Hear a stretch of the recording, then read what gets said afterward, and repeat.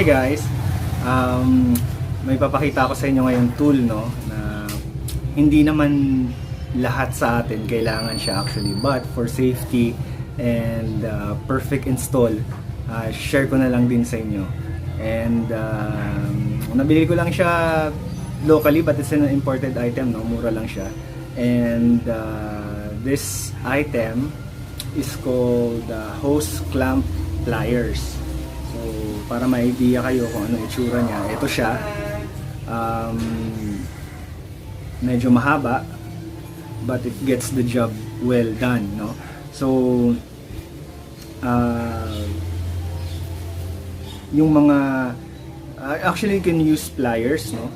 But previously nag-install ako nito, or nung gumamit ako nito, may pumitik siya, and masakit sa daliri kapag napitikan ka ng ganitong klaseng clamps, no? For those who have shops, mahilig mag DIY, and dwelling on mga hoses, especially radiator hoses, no? Perfect itong ganitong tool. Okay guys, ito, this part, i-hook lang natin to sa clamp. So, hook lang natin yun sa clamp like this.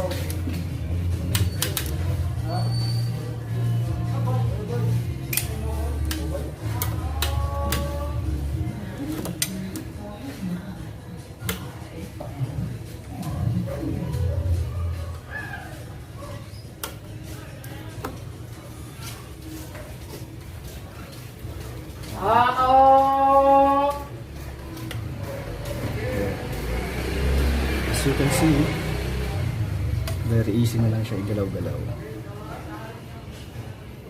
And magagamit ko pa isa kong kamay.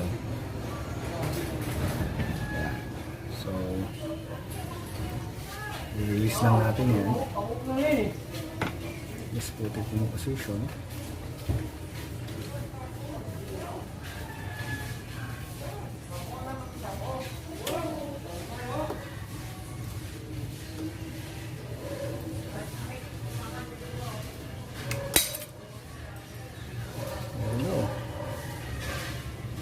Ganda yung pagkakaposition, and hindi damaging kung gagamit ka ng pliers, no? Good job. Pretty basic lang actually this cable type plier, tawag actually sa kanya is radiator or hose clip pliers, and it has locking mechanism, and magagamit mo pa isa mong kamay kapag ginamit mo to, so it's very safe. And kung saan ko siya nakuha, ang description nasa baba, so makikita niyo yan dyan. It's a very long tool, no? Looks like a plier, but at the end ganito siya. Ayan. So hindi naman lahat tayo kasi, or karamihan, gumagamit ng ganito, especially if bihira ka lang naman din na nag-i-install. But for DIYers, no, it's a perfect tool. So yan, eto siya. It has locking mechanism para safe. Yan siya. So yan, it's a cable type pliers, no, for this type of clamps. Easy to use and safe actually. Masakit mapitikan ng clamps kapag ordinary pliers yung ginamit mo, no, and it may damage yung clamps, and baka hindi pa pantay yung pagkakalapat nung clips doon sa mismong hose. Ito siya. For me, itong ganitong klaseng C-clamp, no, or ganitong klaseng clamps, personal preference na mas sexier siya compared sa screw type na clamps na ganito, no.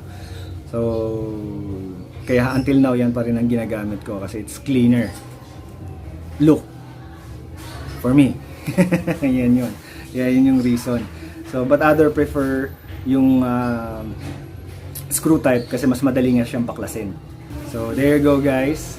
It's a short vlog lang, no? Share ko lang isang mabilis yung clamps natin or yung pliers natin. It's for safety reasons na rin. Kaya kung bakit shinare ko sa inyo yan kasi it makes the job done and safer. So, most of you may not like it, no? But it's worth sharing na rin for awareness na rin na nag-exist pala tong ganitong tool. And this kind of tool, hindi naman bago yan eh. Recent ko lang na-discover, but probably few weeks pa lang siya nung na-discover ko. And okay siya. So there you have it guys. Please subscribe to our channel and happy Sunday.